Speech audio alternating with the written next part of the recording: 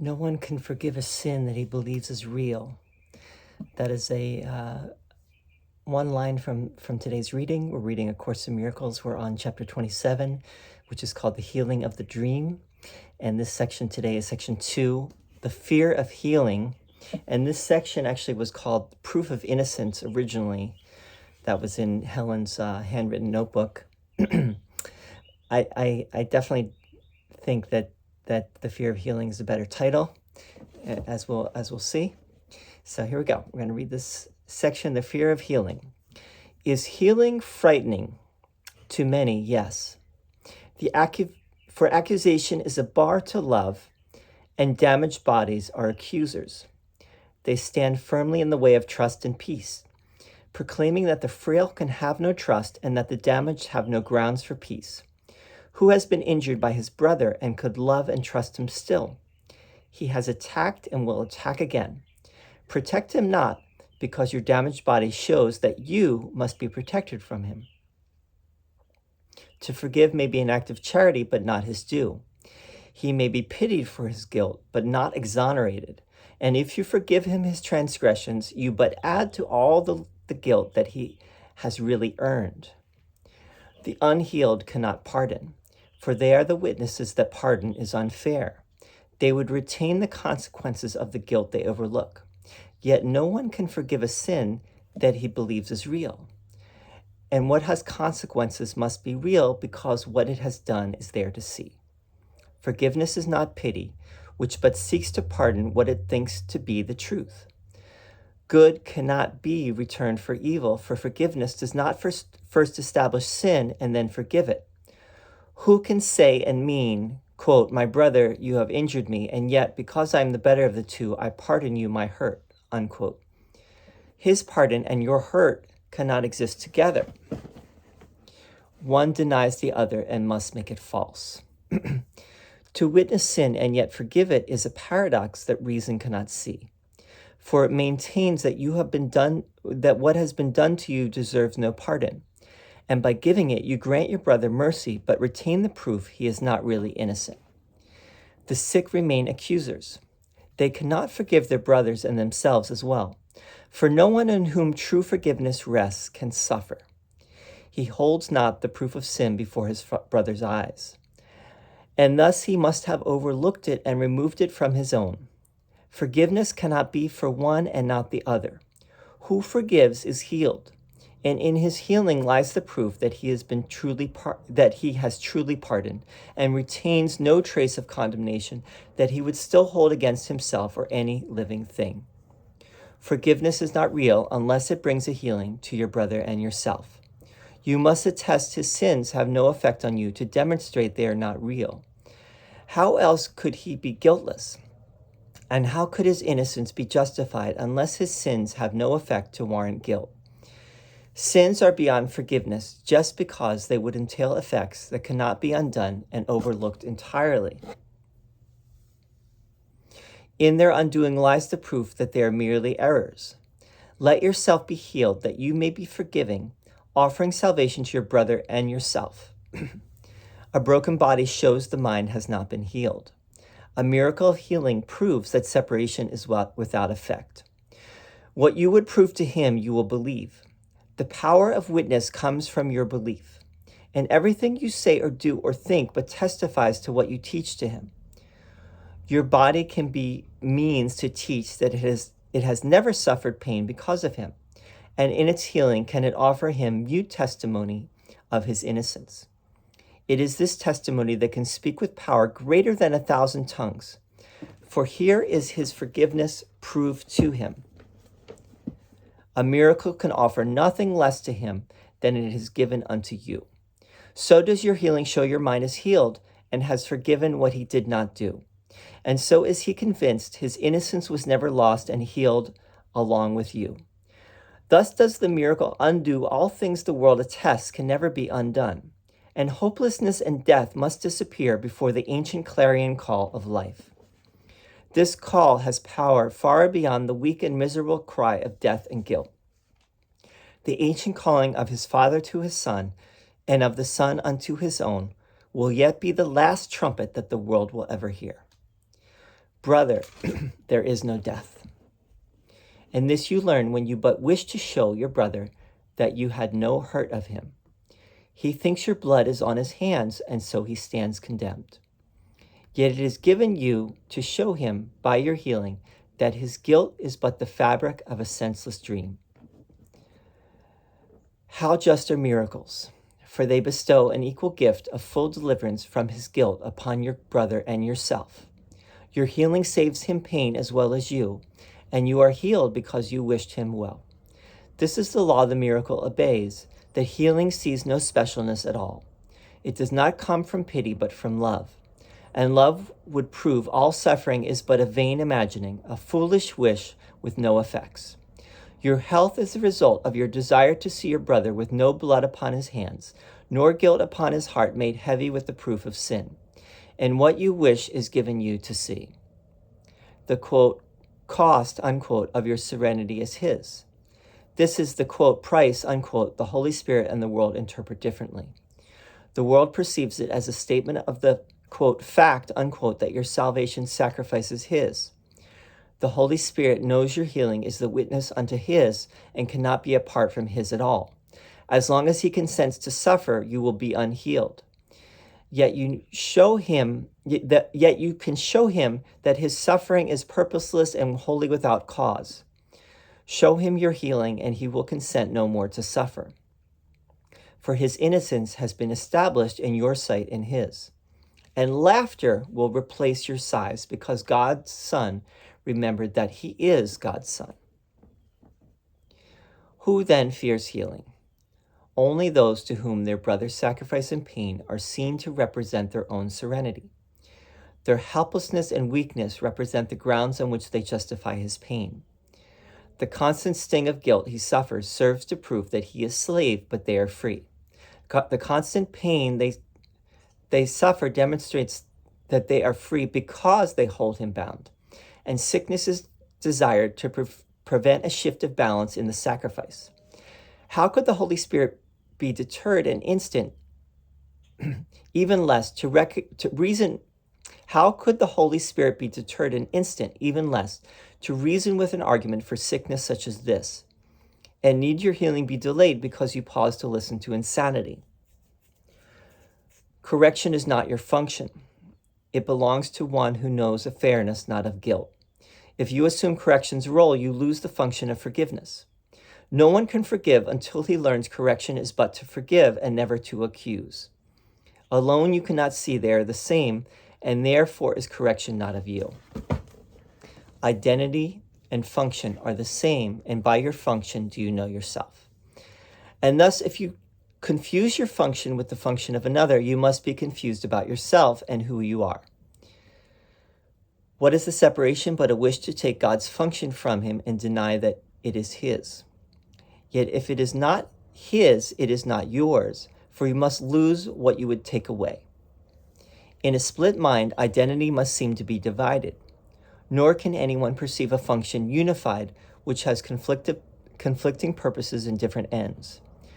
Correction to a mind so split must be a way to punish sins you think are yours in someone else.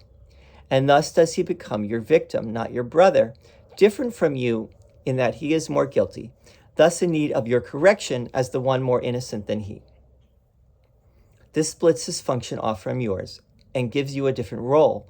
And so you cannot be perceived as one and with a single function that would mean a shared identity with but one end. Correction you would do must separate because that is the function given it by you. When you perceive correction is the same as pardon, then you also know the Holy Spirit's mind and yours are one. And so your own identity is found. Yet must he work with what is given him, and you allow him only half your mind. And thus he represents the other half and seems to have a different purpose from the one you cherish and you think is yours. Thus does your function seem divided, with a half in opposition to a half. And these two halves appear to represent a split within a self perceived as two. Consider how this self-perception must extend, and do not overlook the fact that every thought extends because that is its purpose, being what it really is. From an idea of self as two, there comes a necessary view of function split between the two. And what you would correct is only half the error, which you think is all of it. Your brother's sins become the central target for correction, lest your errors and his own be seen as one. Yours are mistakes, but his are sins and not the same as yours. His merit punishment, while yours, in fairness, should be overlooked. In this interpretation of correction, your own mistakes you will not even see. The focus of correction has been placed outside yourself on one who cannot be a part of you while this perception lasts. What is condemned can never be returned to its accuser who had hated it and hates it still as symbol of his fear. This is your brother, focus of your hate, unworthy to be part of you and thus outside yourself. The other half, which is denied, and only what is left without his presence is perceived as all of you. To this remaining half, the Holy Spirit must represent the other half until you recognize it is the other half. And this he does by giving you and him a function that is one, not different. Correction is the function given both, but neither one alone. And when it is fulfilled as shared, it must correct mistakes in you and him. It cannot leave mistakes in one unhealed and set the other free. That is divided purpose which cannot be shared, and so it cannot be the goal in which the Holy Spirit sees his own. And you can rest assured that he will not fulfill a function that he does not see and recognize as his. For only thus can he keep yours preserved intact, despite your separate views of what your function is. If he upheld divided function, you were lost indeed. His inability to see his goal divided and distinct for you and him preserves yourself from the awareness of a function not your own, and thus is healing given you and him. Correction must be left to one who knows correction and forgiveness are the same. With half a mind, this is not understood. Leave then correction to the mind that is united, functioning as one, because it is not split in purpose and conceives a single function as its only one. Here is the function given it conceived to be its own, and not apart from what its giver keeps, because it has been shared. In his acceptance of this function lies the means whereby your mind is unified. His single purpose unifies the halves of you that you perceive as separate, and each forgives the other, that he may accept his other half as part of him. Very challenging reading, very profound reading. The fear of healing. Let's start from brass tacks. Let's start from the bottom line here. What is the bottom line of what Jesus is saying? What is the basic idea being expressed here? We could say it really in just a few sentences, which is that when we judge another, when we try to correct another, we see the other as different. We see ourselves as innocent and they are guilty. We see a difference between us and them. We make a mistake. It's not sinful, but we're making a mistake. And what we're doing is we are denying healing to both our brother and ourselves. And we are not understanding that true correction is not judgment, but true correction is forgiveness. Forgiveness is true forgiveness. True forgiveness, what is true forgiveness? It's not how we usually think of forgiveness. When we think of forgiveness, we think of it as the other person did something wrong. They are guilty. I am innocent. They are guilty. Even if I pardon them, they're still guilty. Okay, I've pardoned them, but I've only pardoned them because they're guilty, because they did something wrong and I was innocent. True forgiveness is no, they did nothing wrong. This is where it gets challenging to understand this, and you have to understand the metaphysics of the Course. And basically, it all started with a tiny mad idea. That's why Jesus mentions laughter. He does say here, for his innocence has been established in your sight and his, and laughter will replace your sighs, because God's Son remembered that he is God's Son. When we see that nothing was done, everything is in its own, is in, let's say, perfect divine order, then we can laugh about it.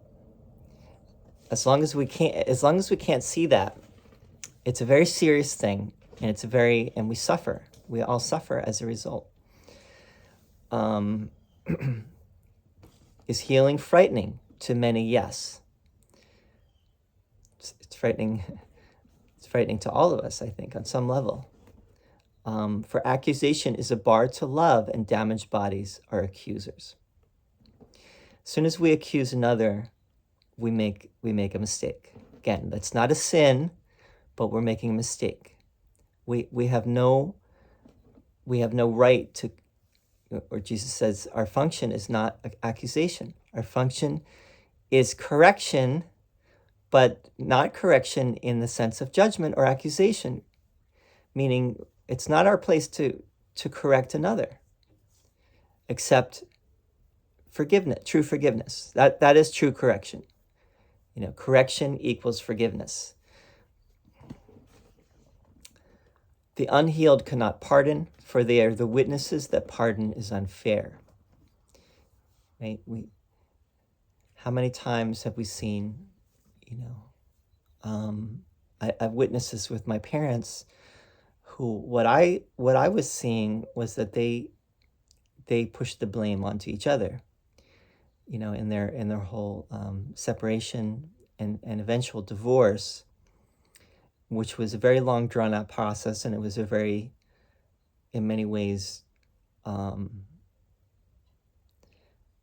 very difficult affair. But they did not think that they had done anything wrong. On some level, they knew, right? And I could see that underneath it all, they did know that they were complicit. It takes two to tango. That was my favorite thing at that time, was it takes two to tango. But the two are one, right? That's also what the Course is getting at, is that we're all one. So when we judge another, we judge ourselves, right? We cannot not suffer as a result of our accusation and our judgment. It goes hand in hand, and if we don't see that, we're hiding, and we're afraid of the truth. We're hiding from the truth. That is the fear of healing. The unhealed cannot pardon, for they are the witnesses that pardon is unfair. The other person was wrong. They wronged me, and they should be punished. They would retain the consequences of the guilt they overlook.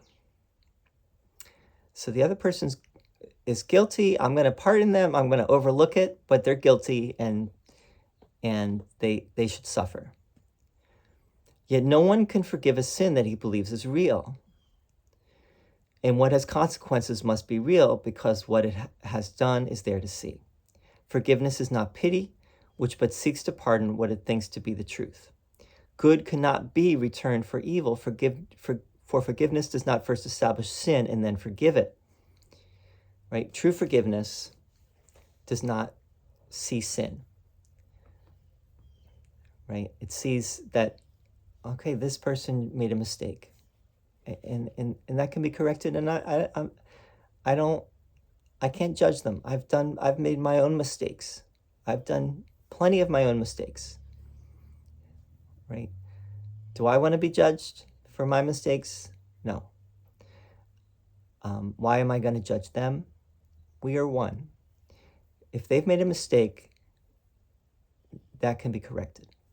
Now, many people will argue with this, because what about the person that keeps making the same mistake over and over again? Well, it's the same. It's not any different.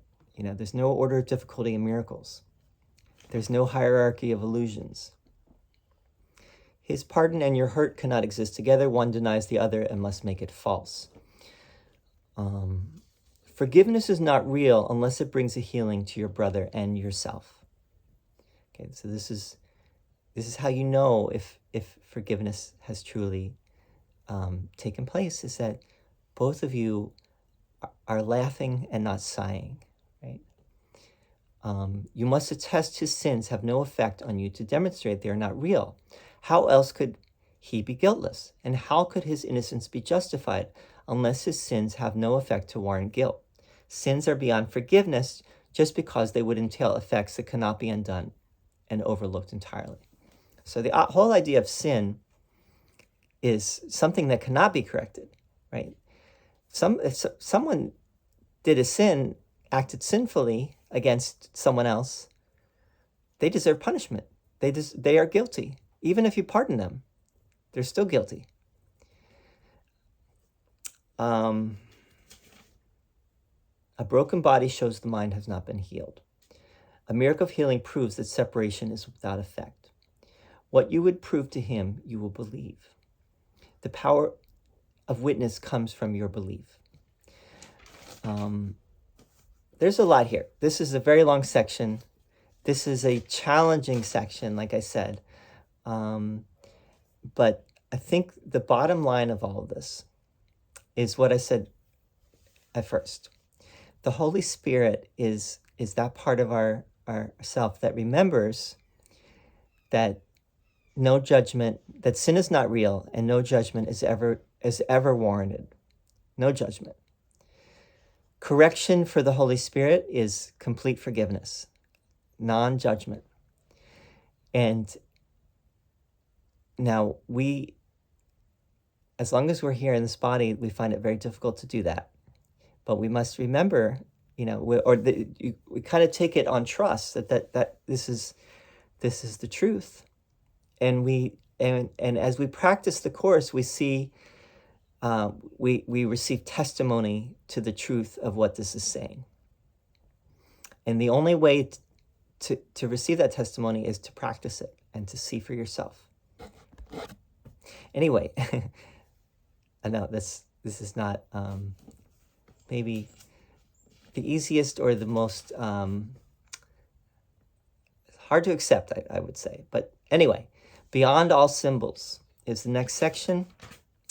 And we'll see you there. And I'm trying not to keep these videos too long. I hope they're helpful. Please feel free to let me know. Give me some feedback. Anything you want to share is always appreciated. Thanks so much. See you soon.